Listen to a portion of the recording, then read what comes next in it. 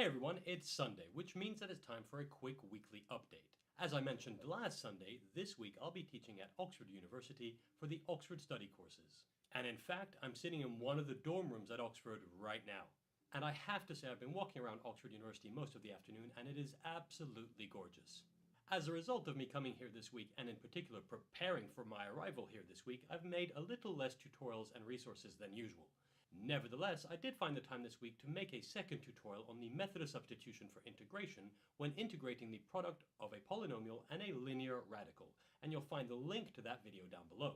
To go with that video, I've updated the corresponding page on my website with exercises, answer keys, and worksheets to download, as well as tutorials, of course. Again, you'll find the link to that in the description down below. Last but not least, I also made some worksheets on reverse percentages, which I hope will help a few of you. Again, you'll find the description down below, and the corresponding page on my website will be updated sometime this week. And there we have it, everyone. That's the latest from me, straight from the University of Oxford, at which I'm about to teach a class on Taylor and Maclaurin series. In any case, I hope you all have a great week, and I'll be keeping you updated next Sunday. Take care.